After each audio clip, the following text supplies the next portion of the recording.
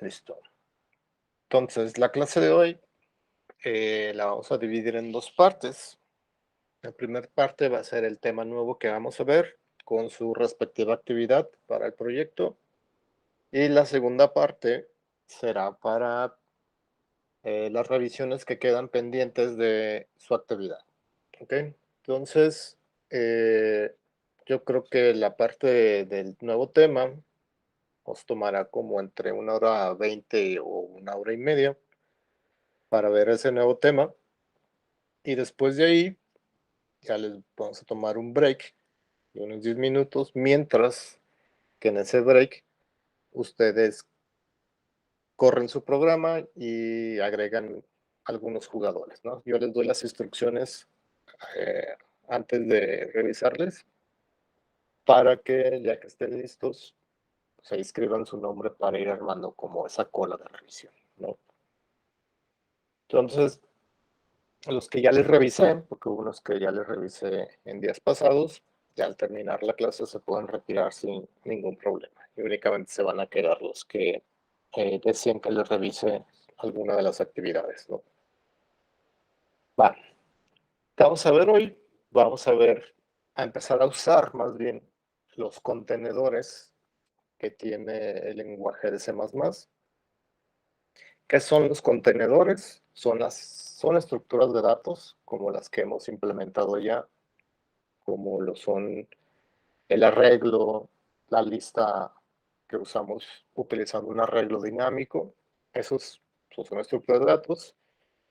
Y esas estructuras de datos en C++ ya vienen implementadas. De hecho, muchas de las estructuras de datos, ya sea clásicas o incluso hay otras estructuras de datos más avanzadas, ya en los lenguajes de alto nivel están implementados para que el usuario o el programador las use para pues, crear software, ¿no? Entonces, es lo que vamos a empezar a ver hoy y en lo que van a empezar a usar ustedes en las próximas actividades para completar el proyecto. El contenedor list es una estructura de datos que es la lista doblemente ligada. Una lista doblemente ligada ya implementada C++, que tiene de nombre la clase, que es un template que podemos crear una lista para almacenar cualquier tipo de dato que se llama list. List, si buscamos como su documentación, que por aquí ya la tengo abierta, déjenme paso ya.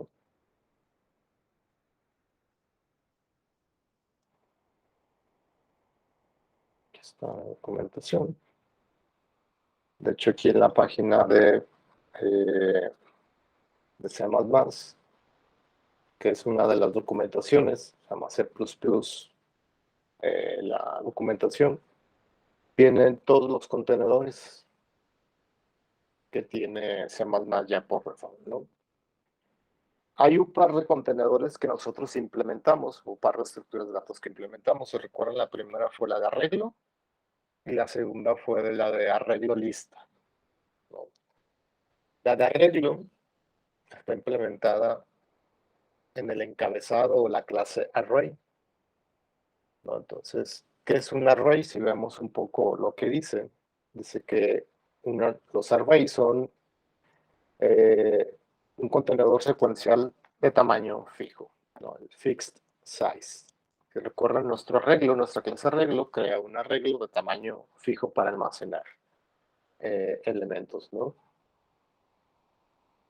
Después hicimos el list arreglo, que fue como una mejora del array, porque ya podemos tener memoria expandible, ¿no? Podemos seguirle agregando elementos. Esa estructura de datos en C++ como contenedor se llama vector. Entonces, vector dice que vector son una secuencia de arreglos que pueden cambiar el tamaño. ¿Ok? Esta es un arreglo dinámico. Vector es un arreglo dinámico. ¿Y qué dice aquí? Que como los arreglos, los vectores usan memoria contigua. O sea, puedo decir que el elemento que está en la posición 0 está en una dirección de memoria el elemento que está en la posición 1 está en la siguiente dirección de memoria. Y dice que esos elementos pueden ser accesados usando offsets. Los offsets son estas posiciones o rangos que elegimos para accederlos, ¿no? Entonces, ya las estructuras de datos pues están implementadas para poder crear pues software de manera eficiente. ¿Y a qué me refiero con eficiente? De que estas estructuras de datos o estos contenedores tienen demasiados años que fueron desarrollados, que incluso se les siguen metiendo todavía optimizaciones y están hechas por diferentes programadores. Por eso es que lo mejor es usar para desarrollar software estas estructuras de datos que ya vienen definidas, ¿no? Entonces, teniendo esta idea, un list, si lo vemos, dice aquí abajo, un list está implementado sobre una lista doblemente ligada. Está forward-list, que forward list está implementado bajo una lista simplemente ligada. Como repaso, si no lo han visto en cátedra, la parte más teórica de las listas ligadas están conformadas por nodos que se crean en memoria. ¿Ok? Aquí está un ejemplo de un nodo con dos apuntadores, uno que apunta a su siguiente y otro que apunta a su antecesor. Y el siguiente, ¿a qué se refiere? Se refiere con otro nodo que también va a apuntar hacia otro nodo siguiente, a otro nodo, otro rectángulo, si lo quieren ver de esa manera. Y este mismo nodo apunta a su antecesor. Y este nodo también está apuntando a su antecesor. El último nodo, donde ya no apunta a nadie, se apunta hacia una dirección nula. Eso es una lista doblemente ligada. Una lista simplemente ligada es que únicamente tiene un enlace siguiente para ir como enlazando esos nodos. Estos nodos no son contiguos en memoria como lo son los arreglos. Se puede decir que este es la posición 0, esta es la posición 1, pero no realmente son posiciones, no le podemos poner corchetes. ¿Ok? Pero nosotros para acceder a ellos vamos a simular como si fueran posiciones. ¿Cómo accedemos a cada nodo? Pues tenemos que iterar, tenemos que pasar por cada nodo e ir saltando al siguiente nodo por medio de su dirección de memoria. ¿Ok? Entonces su dirección de memoria es la que guarda su siguiente o su antecesor para poder viajar, por así decirlo, por cada nodo. Esa es la idea de las listas ligadas. ¿Qué ventaja tienen? De que, por ejemplo, en la lista doble, que es la primera, podemos insertar elementos o nuevos nodos al inicio como al final sin ningún problema. Esto quiere decir que en tiempo constante, si lo vemos como ejecución, siempre nos va a tomar, por así decirlo, un segundo en agregar un nodo al inicio o al final. En cambio, si se acuerdan, los vectores, que en este caso son los arreglos, tenemos un arreglo que es memoria contigua, que todas las posiciones están después de otra. Para insertar en la posición inicial, teníamos que mover los elementos hacia la derecha para dejar espacio y aquí meter ese nuevo elemento. Esto nos toma casi mover los n elementos que tiene ese vector. Entonces, para insertar al inicio en un arreglo no es muy eficiente. Lo mejor es utilizar una lista doblemente ligada para insertar. ¿Ok? Es como las ventajas que tiene. Entonces, teniendo esta idea, vamos a utilizar un list, que el list lo que hace es administrar pues, prácticamente nodos como una lista doblemente ligada. ¿Dudas o preguntas hasta aquí sobre esto? ¿Qué Todo bien. métodos, qué métodos tiene esta estructura de datos o clases? Pues tiene los métodos para insertar que ya los hemos visto, ¿no? Que son los push, ¿no? Los pushback y los pushFront. que nos sirven para insertar información al inicio, al final, como se los mostré en los dibujos, para insertar un nodo, ¿no? También podemos, pues, obviamente eliminar, ¿no? Eliminar un elemento en específico o un conjunto de ellos de acuerdo a un valor o a una condición, que eso lo vamos a ver ahorita. Y por último, un ordenar o clasificar información, que ya es un método que ya viene implementado dentro de la estructura de datos. ¿Va? Entonces, para probar estos métodos, pues voy a crear un proyecto nuevo donde voy a crear una lista de enteros para poder utilizar estos métodos y van a ver que es súper fácil utilizar pues la lista prácticamente porque es un template que ya hemos trabajado con templates y con las funciones para insertar, ¿no? Entonces, como ya todo está implementado, únicamente hay que como juntarlo, que esa es la intención, ¿no? Desarrollar software con software que ya viene implementado por Refault para terminar el proyecto, ¿no? Entonces, voy a crear un nuevo proyecto vacío y ahorita abro el Visual Studio. Entonces, voy a crear la carpeta list. Voy a meter esa carpeta y aquí voy a abrir el Visual.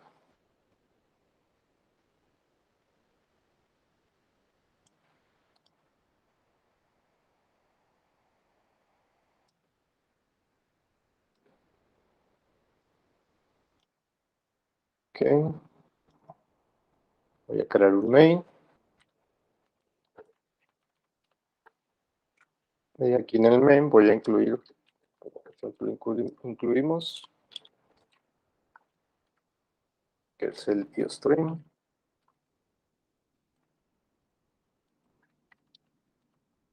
Y de una vez importo el contenedor.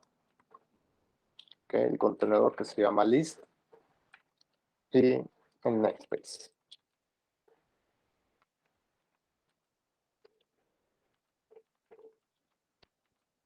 .com. Mi main.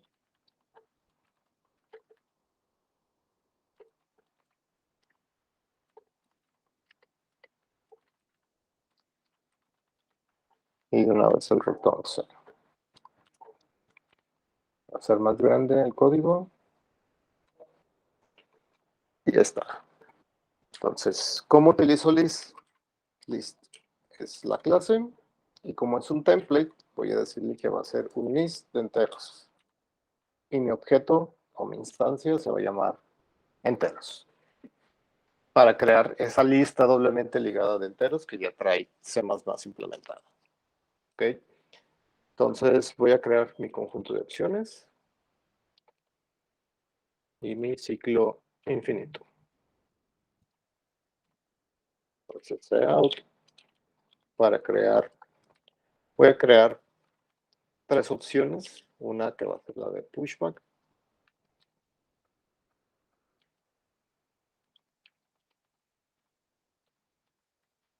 La otra opción será para el push front.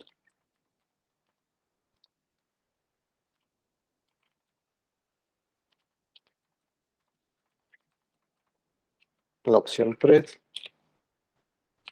será un mostrar.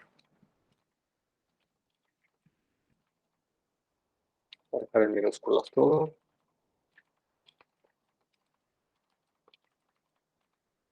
Y la función, o más bien la opción 0, que va a ser para salir de la ejecución del while y obviamente terminaría el programa. Voy a leer la opción. Lo más seguro es que requiere aquí un punto ignore. Voy a generar mis condiciones.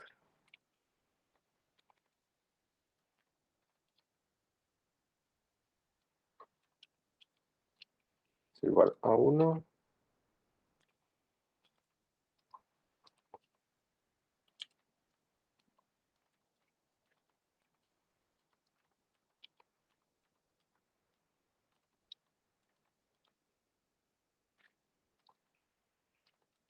Opción 2 voy a hacer algo también. Y esta las voy a repetir. Una para la opción 3. Y la última opción 0, que sabemos que la opción 0 es para tronar el ciclo y lleva un break. Ok, están las opciones, ¿no? Para la opción 1, pues necesitamos leer un entero, porque así está definido que vamos a crear un list o una lista de enteros. Entonces voy a generar por acá una función para leer entero, porque la voy a reutilizar varias veces. Entonces de una vez la defino. Entonces creamos el entero, mostramos mensaje, escribo un entero,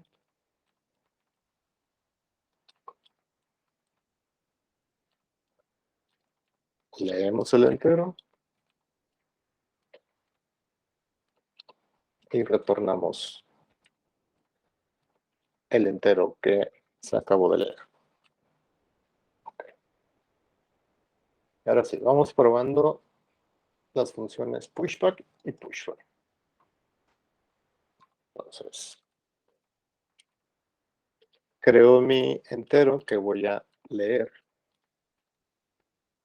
desde la función que ya definí ahorita, y a mi lista de enteros tiene el método pushback, el método que ya viene implementado. Le voy a mandar el entero.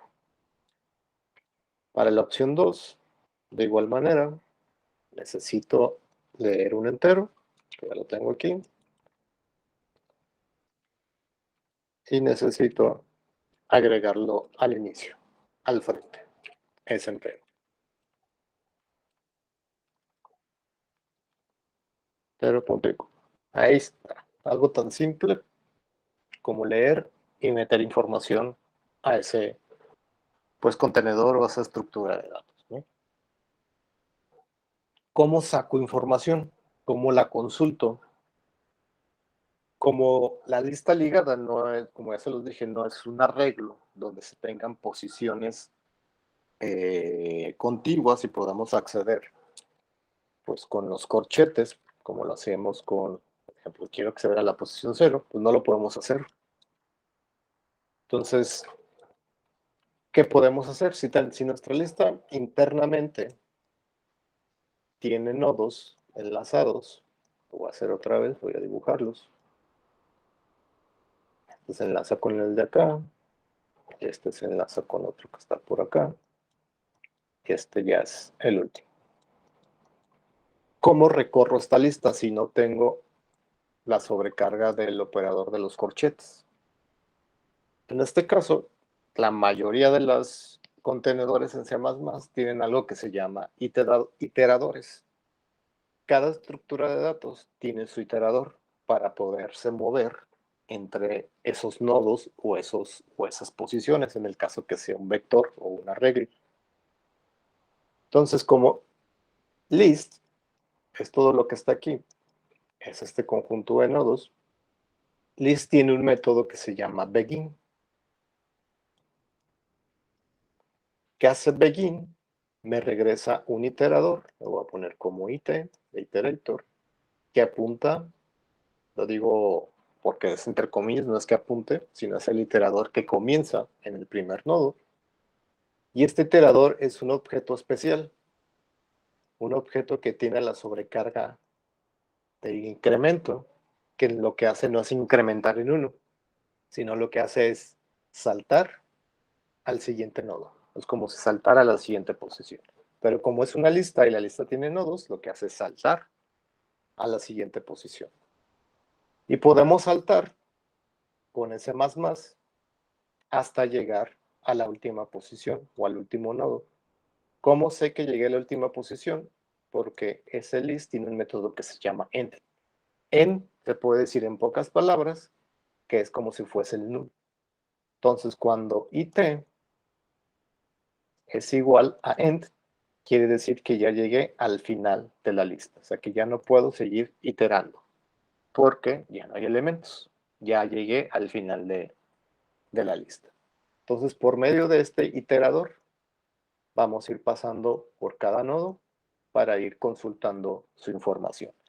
¿Cómo se consulta la información? Como es un iterador, tiene la sobrecarga o está sobrecargado el operador de asterisco. Entonces, al hacer como si fuese un puntero, como si quisiéramos referenciar un puntero, está sobrecargado para que nos regrese lo que está almacenando. Nos regresa y hace una referencia de lo que almacena cada nodo.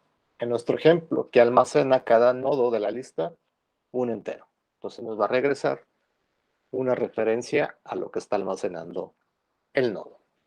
¿Ok? Entonces, teniendo en cuenta esto, dentro de la opción 3, pues vamos a necesitar un for que va a utilizar un iterador. Entonces, creo el for y con la palabra auto voy a sacar el iterador de mi lista con begin. Entonces, en vez de que de mi i, si lo vemos como posiciones, comience en la posición 0, aquí i se puede decir que está comenzando en el primer nodo, en begin. ¿Ok? Sigue el comparador del for, que habíamos dicho, mientras ese iterador sea diferente del final de mi lista, como accedo al final con end. Mientras sea diferente, mientras sea diferente, ¿qué voy a hacer? Voy a incrementar. Y más. Y t más. Acuérdense, este más no incrementa en 1, sino lo que hace es saltar al siguiente nodo. Entonces lo voy a dejar línea por línea para que todo quede, salga. Entonces aquí comenzará mi for. Entonces it, acuérdense, es como el puntero, por así decirlo, en donde está mi nodo inicial. Desde ahí comenzamos. ¿Por qué le pongo auto? Para que el mismo compilador deduzca el tipo de dato. Pero si no quisiera poner auto y quisiera poner el tipo de dato, tendría que hacer algo así. Definir qué tipo de dato es mi iterador y tiene como una clase interna que se llama iterator para definir o sacar el iterador, ¿no? Entonces, en vez de escribir todo esto, pues tan simple podemos escribir auto y el mismo compilador escribe todo ese tipo de dato que acabo de borrar de ahí. ¿Qué vamos a hacer dentro del for? Como it es mi variable iterador que va a ir pasando por cada nodo, pues voy sacando cada entero como referencia. ¿Cómo voy sacando cada entero como referencia? Pues con el operador del asterisco, ¿no? O el operador estrella.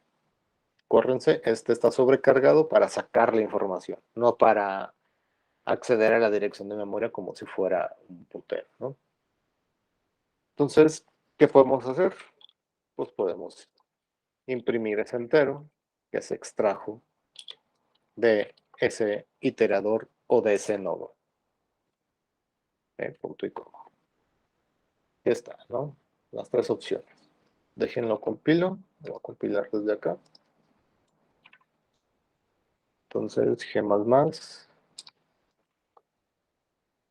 main.cpp. De hecho, aquí ya está.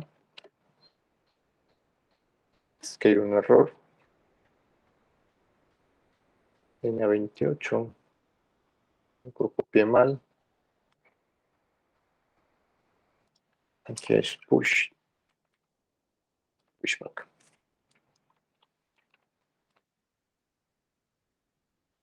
Está, ya compiló. Vamos a ejecutarlo. Ya están mis opciones. Voy a agregar al final unos 4 elementos. Con la opción 3 los mostramos. Ya está, ¿no? Los 4 elementos. Para probar el push front, voy a agregar un elemento, entonces tendré que insertar en esta posición. La posición de aquí que es la 0. Entonces estaría 0, 1, 2, 3 y el 4. Entonces opción 2, el entero 0. Entramos y ahí lo tenemos. Está el 0 y todos los demás que ya están. ¿Ok? ¿Dudas o preguntas hasta aquí con esto? Opción 4.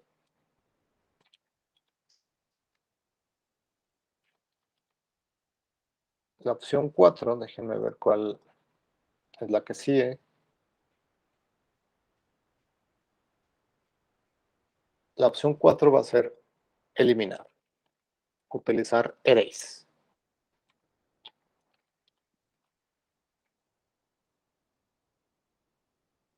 Entonces, la opción 4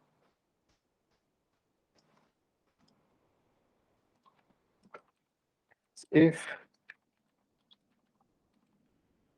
open la 4 vamos a utilizar erase. Pero si quisiéramos utilizar erase, por ejemplo, enteros, que es mi lista, tiene un erase y lo que recibe erase no es como el valor, sino recibe el iterador. Tampoco recibe una posición. Entonces, por medio del iterador, vamos a decirle que elimine ese nodo en específico. Pero vamos a simular lo que les había comentado previamente, de que como no podemos acceder a la posición 0, por así decirlo, entre corchetes, pongamos que aquí está mi lista, y erase obviamente no sabe cuál es la posición de cada nodo. ¿Y por qué no lo sabe? Porque estos nodos, el 3, están dispersos en la memoria, no están contiguos. Entonces lo que vamos a hacer es, con un contador, vamos a ir como contando cada nodo, como pretendiendo saber qué es la ubicación o es la posición.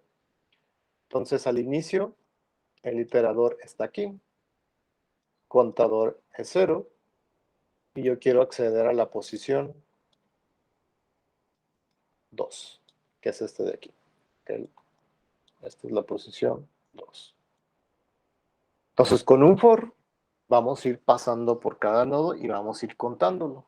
Entonces, aquí al inicio, contador es 0 y el iterador está aquí. Incrementamos el iterador con más. El iterador pasa a estar en el siguiente nodo.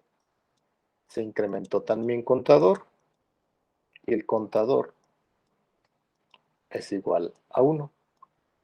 Entonces, el contador sigue siendo menor que la posición. Entonces, todavía no llego a esa posición.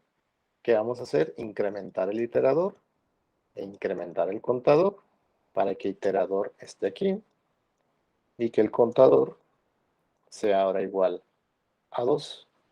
En este caso, contador ya no es menor que la posición. Eso quiere decir que ya terminamos de iterar y ya hemos llegado a la posición que queremos. Entonces, iterador se queda apuntando aquí. Y aquí ya lo podemos eliminar. Entonces, erase sería invocar erase. Me equivoqué, la dislexia ahí. Elimina el iterador. ¿Y en qué posición está el iterador? Si lo vemos a otra posición, pues es esta. Este lo eliminaría. ¿Qué es lo que vamos a hacer ahorita? Entonces, todavía no vamos a utilizar esto, sino que lo que necesitamos es pedirle al usuario una posición. Y no me voy a poner aquí a validar la posición, porque voy a suponer que el usuario está ingresando una posición válida, que es una posición válida al menos que no sea negativa, así que no existen posiciones negativas al menos en C++, y que es una posición válida, que no le estoy pidiendo una posición mayor o igual a la cantidad de nodos que tengo. ¿Okay? Necesito un contador que comience en 0 y es IST porque son posiciones y las posiciones empiezan desde 0. ¿Okay? ¿Qué más necesito? El iterador. ¿De dónde voy a sacar el iterador? pues, de mi lista usando el método pecking. Ahí está, ya tengo mis opciones. No mis opciones, mis variables para iterar, ¿no? Entonces, con un while voy a estar validando. Si el contador es menor a la posición que quiero eliminar, ¿qué voy a hacer? Pues voy a pasar al siguiente nodo y voy a incrementar también el contador de posiciones. Cuando esto ya no se cumpla, cuando esto sea false, lo que voy a hacer es, pues ya no va a entrar al while, y por último va a quedar la opción para eliminar, poneréis el iterador. Acuérdense que el iterador se queda en la posición o en el nodo que queremos eliminar. Y así de simple. Eliminamos utilizando un iterador. Y vamos probándolo. Entonces voy a compilar de nuevo. Corro el main y voy a agregar de manera, en este caso sí ordenada, 4 enteros, ya los agregué. Y ahí están. El 1 al 4. Entonces quiero eliminar por posición. El 1 es la posición 0, el 2 es la posición 1, 3 es posición 3, perdón, tengo un problema ahí con el 2, nunca lo pongo. El 4 es la posición 3. Entonces quiero eliminar el 2. El 2 es la posición 1. Entonces aquí está, eliminar. Opción 4. Eliminar. Escribo un entero que es para la posición. Quiero eliminar la posición 1. Mostramos. Y ahí lo tenemos. Se eliminó el elemento que estaba en la posición 1, no el valor 1. ¿Okay? Ahorita vamos a hacer para que elimine todos los valores que coincidan con un valor. ¿Va?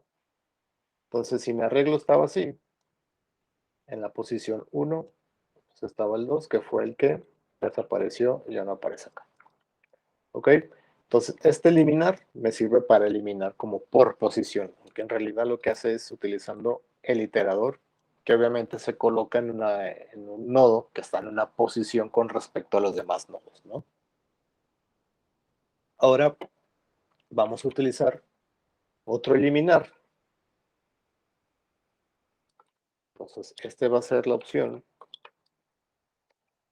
5, que le voy a poner eliminar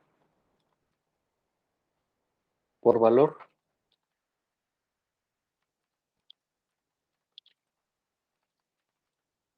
Punto y coma.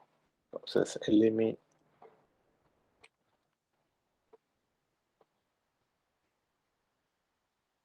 5, sigue la 5. Else if la opción igual a 5. Aquí vamos a utilizar el método que se llama remove. Y remove recibe un valor del que está hecha mi lista. ¿De qué está hecha mi lista? De enteros. Por eso es que aparece aquí este int, porque aquí recibe un entero. Entonces, si mi lista tiene ese valor repetido n cantidad de veces, los va a eliminar en automático. ¿Qué hace remove internamente? Pues va pasando por cada nodo y si coincide, pues lo elimina ese nodo, ¿no?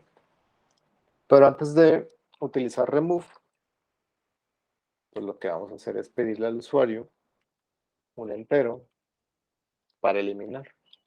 Entonces leemos ese entero y le enviamos ese entero.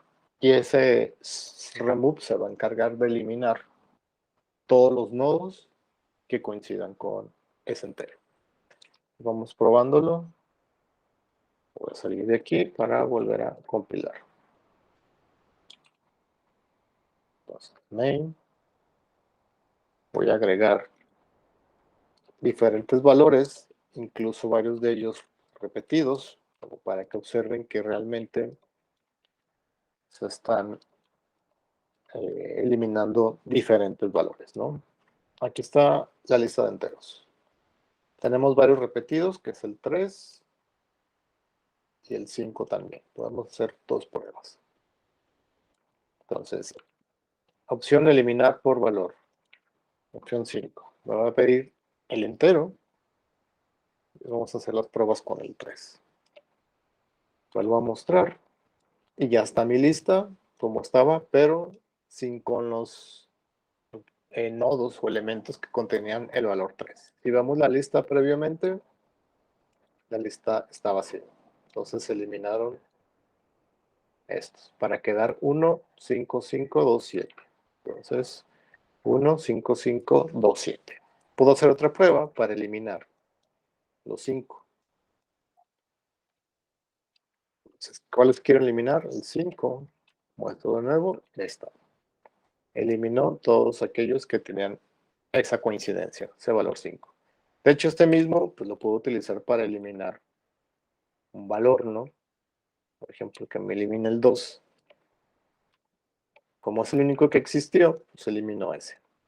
¿Ok? Esa es la manera de eliminar por valor. ¿Qué es lo que hace? Pues, así como un poco más a detalle, pues checa si son iguales. En este caso, como el entero o int ya es un dato primitivo, pues ya tiene como la sobrecarga del doble igual. Ahorita que lo haga con el ejemplo de jugador, de la clase jugador, tenemos que sobrecargar este operador para que remove sepa cómo reconocer un elemento a eliminar, porque tiene que coincidir, ¿no? Entonces, esa es como la ventaja de los operadores o la sobrecarga de los operadores, ¿no?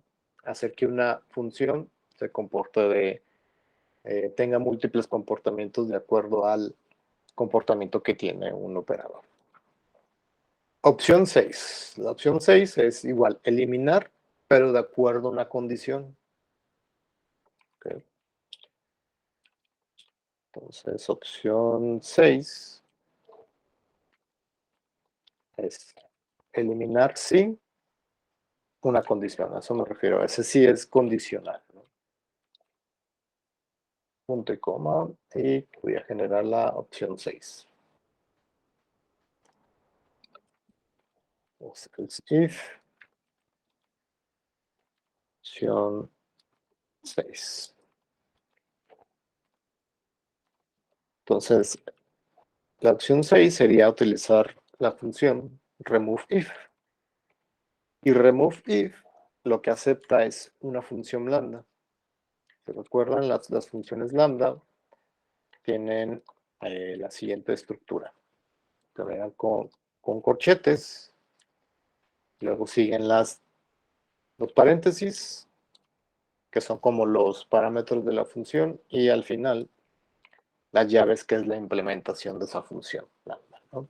Ahora, si vamos a utilizar estos corchetes para enviar la información externa, entonces, ¿qué queremos que haga el removeIf? Lo que va a hacer removeIf es como pasar cada función por cada nodo. ¿Qué es lo que tiene o contiene? Mi nodo tiene pues enteros, ¿no? Que se van a ir guardando en el valor o en la variable x. Entonces, si coincide la siguiente condición de que x sea menor a 5, por ejemplo, va a eliminar todos aquellos que tengan esa condición. ¿Ok? Entonces, podemos probar la opción 6. Lo compilo. Salir. Y vamos probando. ¿Okay? Entonces voy a agregar diferentes elementos, obviamente varios que no sean menores a 5. Esta es mi lista. Este es mayor que 5, este también, este también. Entonces, al ejecutar el eliminar sí, lo que va a hacer es, por cada elemento, le va a pasar la función lambda, que es este. Entonces, si es verdadero, pues lo va a eliminar. Entonces, si 1 es menor que 5, me lo pongo acá. Esta es la condición. Entonces, cada valor de x es cada elemento o cada nodo. Este lo va a eliminar. Este también. Este y este porque cumplen esa condición. Entonces, remove if lo que hace es ir pasando o iterando por cada nodo. ¿Okay? Entonces, opción 6. Debió de haberlos eliminado. Voy a mostrarlos. Y ahí está. Únicamente me quedé con los que son mayor e igual que 5. ¿Ok? Entonces, esa es como una función que lo que hace es, por medio de un filtro, si lo vemos de esa manera, pasar por cada nodo. Aquí estamos dejando, o estoy dejando por default 5, pero podemos pedirle el parámetro. Le voy a poner para que le pida al usuario que sea menor a qué, a este parámetro. Y este parámetro se lo mando en esta parte, como se los había mencionado. Y en vez de ser 5, va a ser igual al parámetro que se leyó previamente y que se le está pasando a la función blanca. Entonces vamos probando esto. La intención de esto es que sea dinámico, que sea conforme lo que el usuario ingresa, ¿no? Pues igual voy a agregar diferentes valores.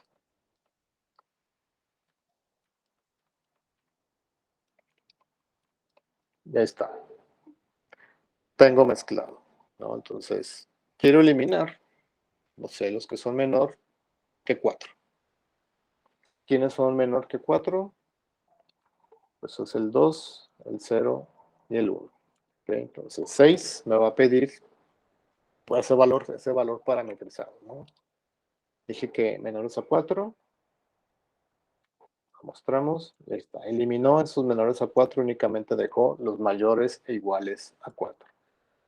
Quiero otra vez que me elimine todos los que son menor que 10. Entonces, todos estos pues, son menor que 10. ¿No? Entonces, con ese parámetro le mando ese 10. Le doy mostrar y ya mi lista pues, está vacía. No hay ningún elemento aquí. ¿No? Entonces, esta es como la manera en la que podemos utilizar ese remove if para hacerlo como un poco más dinámico ese remove if. La opción 7 va a ser para ordenar. Entonces, out, opción 7, ordenar, poner así de ascendente, de línea, y opción 8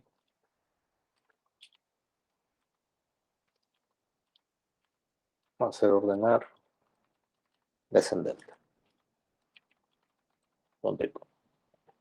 Y esto es sumamente sencillo porque ya viene implementado un método sort para ordenar listas. Entonces, else if, la opción 7 va a ser enteros, que es una lista, que es un list, tiene un método que se llama sort.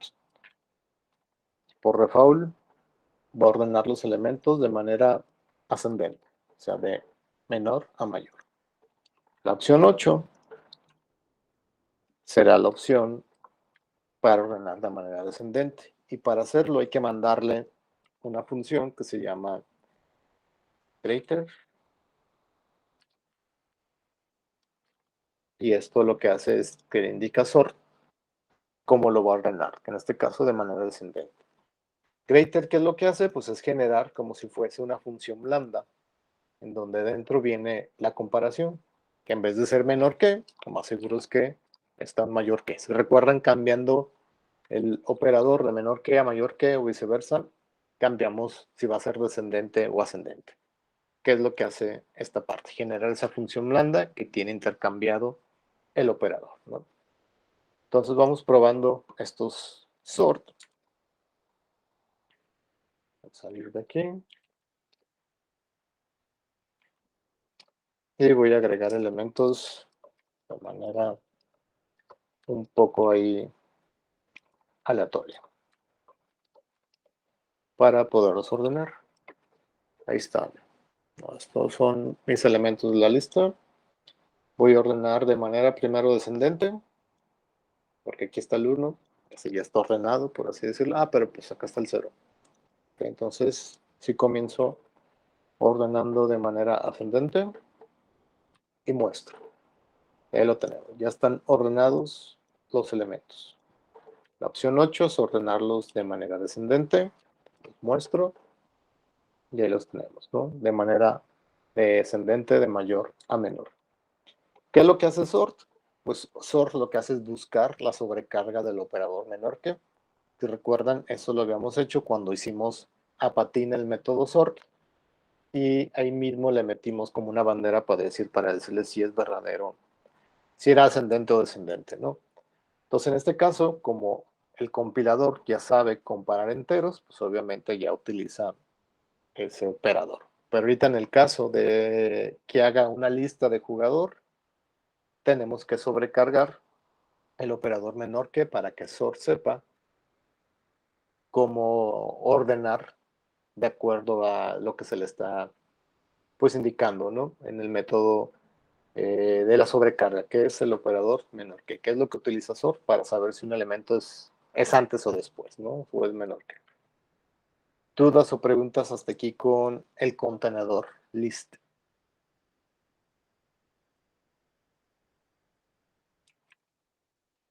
Si no, voy a hacer lo mismo que hice con enteros, pero con la clase jugador. ¿Se recuerdan? La última clase hicimos como un pequeño mundial donde había selecciones y las selecciones tenían jugadores.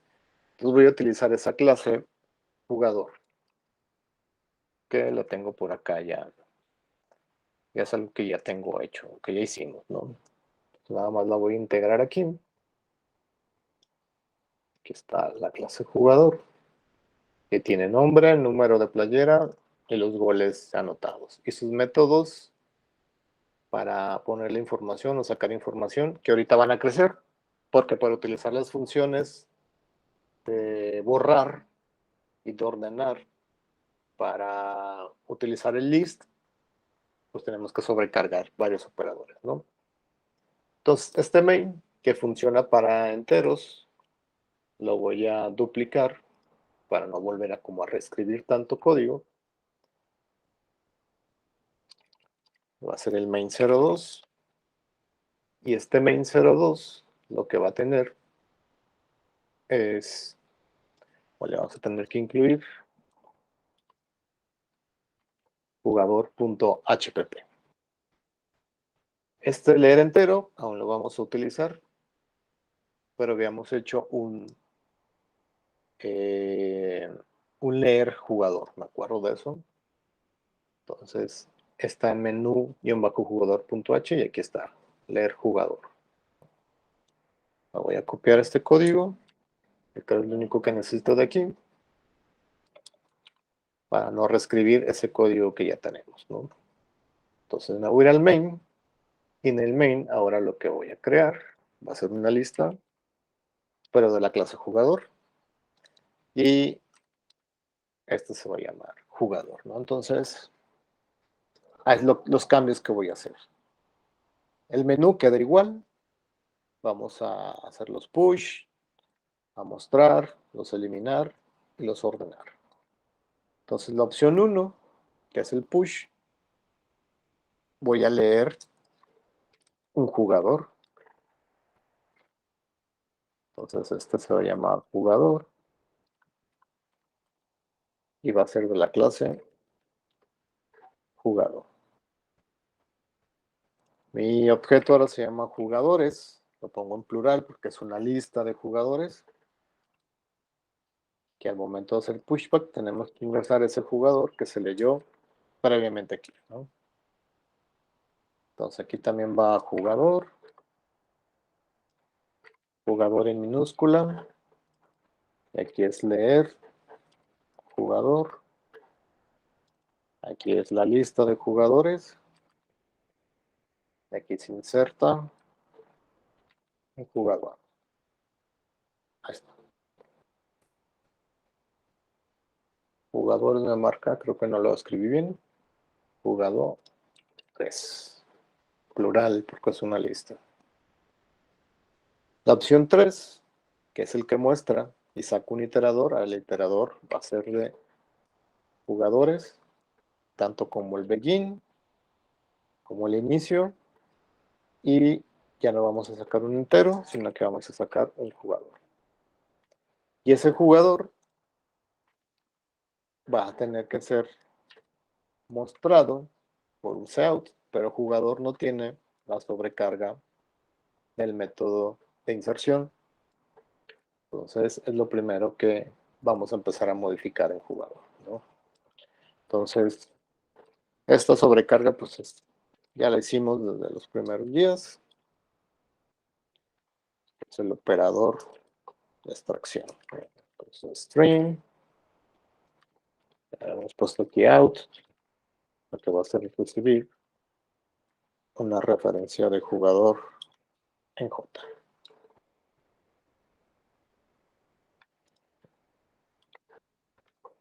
¿Qué va a hacer? Pues simplemente mostrar en pantalla el nombre del jugador, algo simple, lo separo con espacios, incluso le puedo poner una coma, pero mejor así que con una coma, jugador punto número de playera,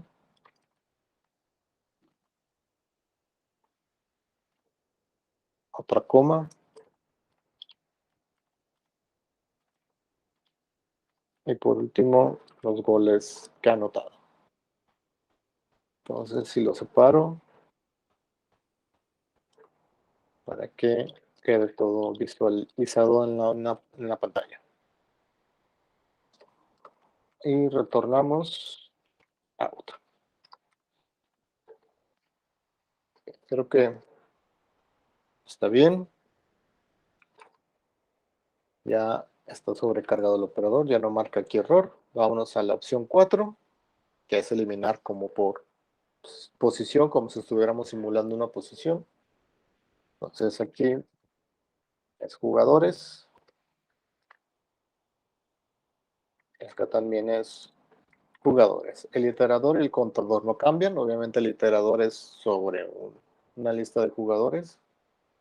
La opción 5 es eliminar todos, en este caso todos los jugadores que coincidan con algo. Aquí en este punto remove no sabe cómo eliminar un jugador porque no existe la sobrecarga del doble igual. Entonces lo que voy a hacer es leer un jugador, guardar ese jugador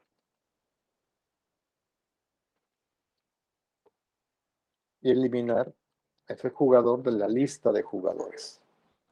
¿Sí? Entonces, para que me elimine los jugadores con un cierto atributo, pues en la clase jugador tenemos que sobrecargar el operador el doble igual. ¿Okay? Entonces, se recibe una referencia del jugador 1 como la referencia del jugador 2 y que queremos que se comparen para que remove sepa cómo o cuál jugador eliminar, ¿no? Entonces, quiero que elimine por nombre. Si el jugador 1 es igual al nombre del jugador 2,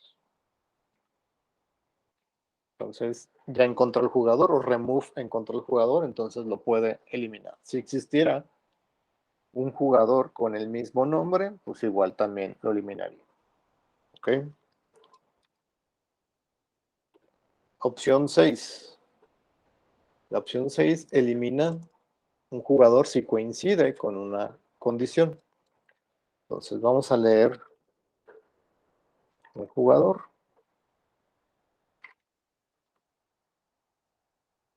Está cierto. Aquí eliminaría es remove if y quiero que elimine por goles, ¿no? Entonces los goles sí son enteros. Entonces sí es aquí leer entero.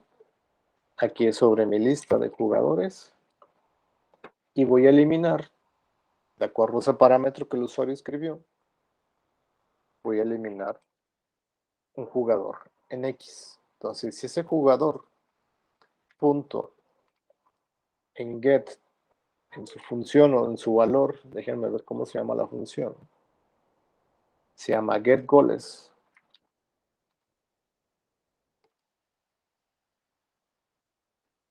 Si los goles que ha metido ese jugador X, que es un jugador que está en un cierto nodo, es menor a lo que el usuario le dijo, lo va a eliminar. ¿Okay? Opción 7. Estamos aquí con jugadores. Aquí también con jugadores. Entonces, había comentado que se necesita la sobrecarga del operador menor que. Entonces, hay que hacer esa sobrecarga.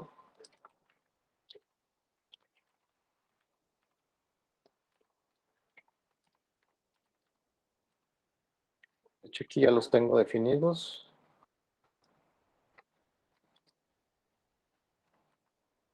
Entonces, ¿cómo queremos que los ordene?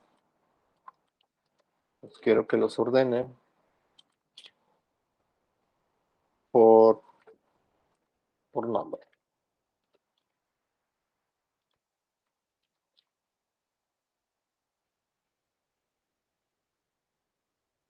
Ok. Entonces, creo que ya está todo. Voy a compilar. Pueden que salten algunos errores. Simplemente lo que voy a hacer es completar el código. Este es el main 2. Main 02.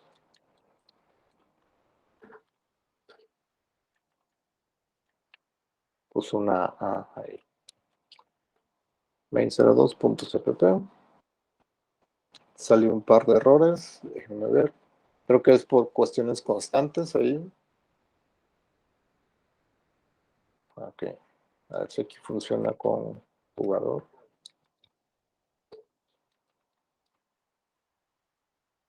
Okay. Sí que hace falta esta sobrecarga, que es para utilizar el no ordenar por manera descendente. Entonces copiamos este.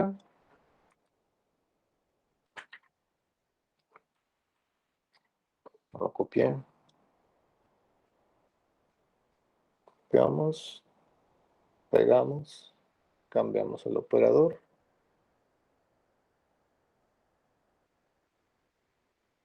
Este, y también lo cambiamos aquí. Okay. Entonces voy a compilar de nuevo.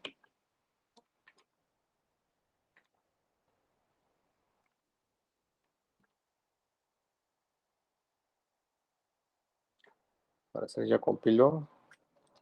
Vamos probando. Y voy a agregar unos 3 jugadores con mi nombre. Goles, 2. Ábalos, número 1, goles 0. Boites, número, o sea, el 23, goles 5. Los muestro y están los jugadores, ¿no? Vamos, no sé, eliminando. Elimina por posición. Quiero eliminar a este, que sería la posición 1. 3, mostrar. Lo eliminó. Voy a agregar 1 al frente para siempre tener 3 y jugar con esos 3. Kusei, que es el número, no sé, 50. Goles 4.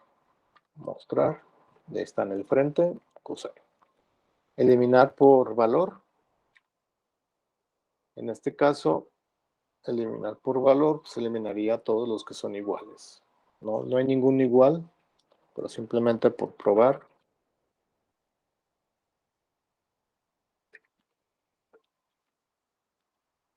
Mostrar. Ya está. Eliminó el único que era igual, ¿no? Por el nombre. Voy a agregar otro al inicio. O sea, número 9 por el 0. Pues, ahí está. Voy a eliminar sí. Los goles sean menor a 5 para que nos elimine tanto a este como este de aquí, porque tiene Q6 tiene 4 goles y Q10 tiene 0 goles. Entonces, eliminar sí, sea menor los goles a 5. ¿Por qué 5? Porque es un valor que el usuario va a leer aquí para poder pasar como ese filtro hacia acá. Aquí está la condición. Si los goles son menores a este 5 que yo voy a escribir, puede ser un 10, puede ser cualquier valor. Entonces, menor a 5, mostramos y quedó ese elemento que no cumple con esa condición. 5 no es menor que 5. Es menor o igual que 5, pero no es menor que 5. ¿Okay? Entonces, para validarlos o ordenar, pues voy a agregarme unos que ya tenía por ahí, ¿no?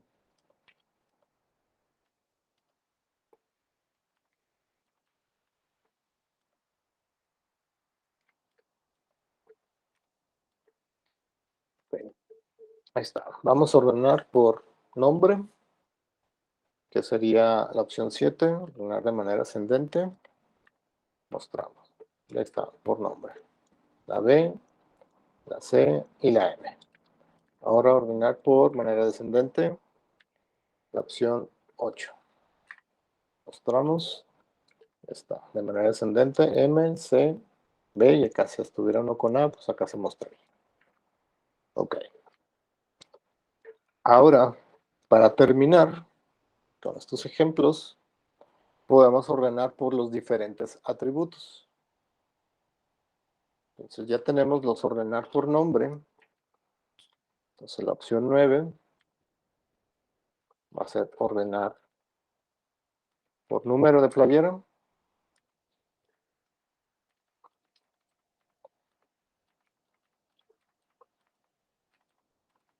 Y la opción 10 va a ser ordenar por goles. ¿Y cómo lo vamos a hacer? Pues usando funciones lambda. Es sort. También puede recibir una función lambda que uno escriba ahí, ¿no? Entonces me voy a copiar este para hacer la opción 9.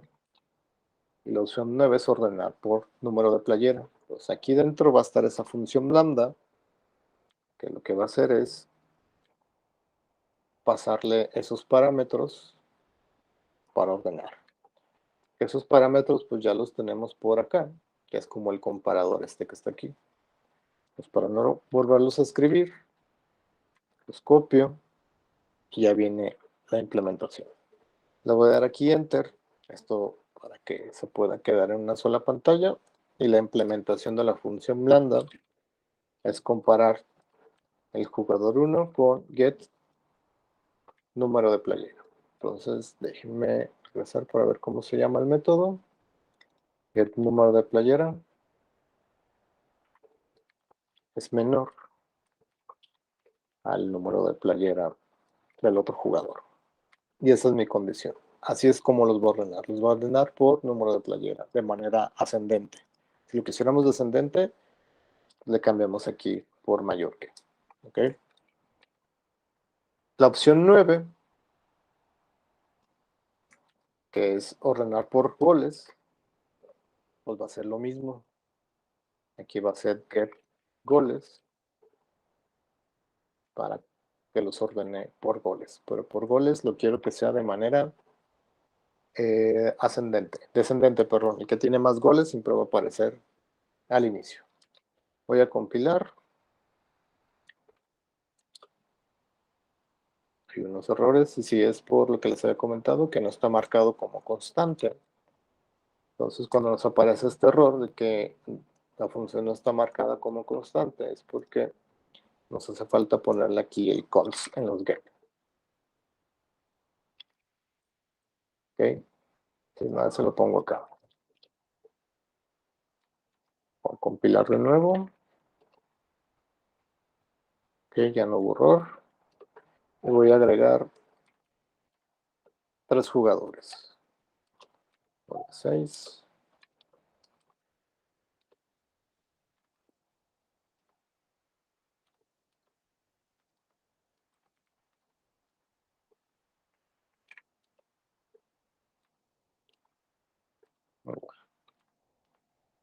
Esta, ¿no? Entonces voy a ordenar por número.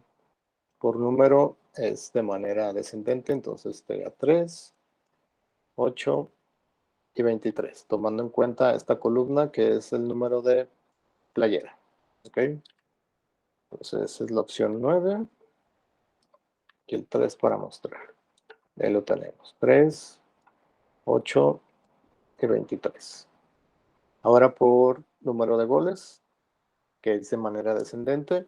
Pues de hecho ya está ordenado de manera descendente. Lo que voy a hacer es ordenarlos por nombre para que se vea que si se ordena. Entonces la opción 7 están ordenados por nombre. Si quiero ordenar por goles, que estaría el 6, el 1 y el 0. ¿Ok? Entonces opción 10, mostrar. Si le di a la 10. No, le di a la 7. Opción 10, mostrar. No, me equivoqué, creo. En la repetí. Vale. Tengo 9 aquí y 9 acá. No modifiqué el de aquí. Ok, entonces dejen salir y hacer la última prueba.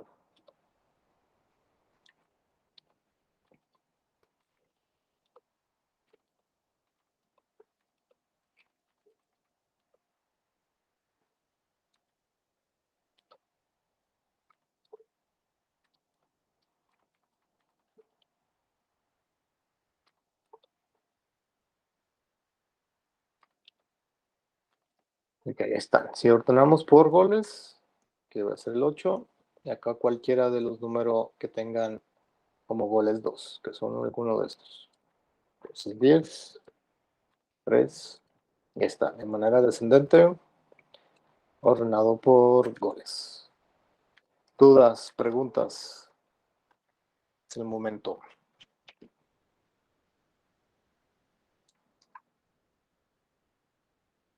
La función lambda, cuando pones corchetes y si los utilizas, ese es el parámetro. Sí, es el parámetro que le envías desde fuera, como está aquí. Esta es una variable fuera de la función lambda. Ok. ¿Y el jugador X, de dónde lo toma? Lo toma de cada nodo. Haz de cuenta que este remove if pasa por cada nodo y de cada nodo saca el jugador y lo guarda en X. Ah, ya. Ok. De hecho, aquí debería ser Ampersand, si no sacaría una copia. Entonces, va un Ampersand ahí. ¿Va? ¿Alguien más con alguna duda? Si no, para explicarles su actividad.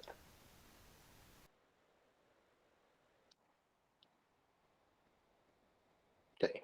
Entonces, actividad 12 se publica hoy y la fecha de entrega es el 14 de mayo. Después de esta fecha, la actividad contaría menos. No quiere decir que ya no la puedan entregar, ¿no? Entonces, si la entregan después de ese día, empieza a valer por cada semana de atraso 10% menos. Acuérdense de eso, ¿no? ¿Qué van a hacer? Pues van a incluir el contenedor list para crear aldeanos, como viene aquí. ¿Dónde van a estar esa lista de aldeanos? Va a estar dentro de la clase civilización.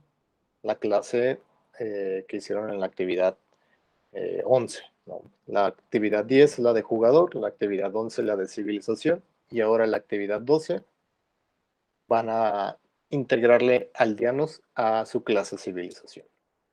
Entonces, los aldeanos van a estar guardados en el contenedor list, en el que ahorita acabo de utilizar o enseñarles a utilizar, ¿no?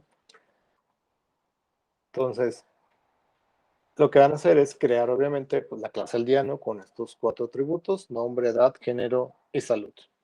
Y crearle sus métodos de acceso para ingresar o sacar información. En la clase civilización van a crear un list de aldeanos. Así como yo creé un list de jugadores, ustedes van a crear un list de aldeanos, pero dentro de la clase civilización, ¿no? Y van a crear un menú para agregarle aldeanos a una civilización de un jugador. ¿Okay? Entonces, este menú es muy parecido al menú para civilización. En vez de agregar civilizaciones, van a agregar aldeanos en una civilización.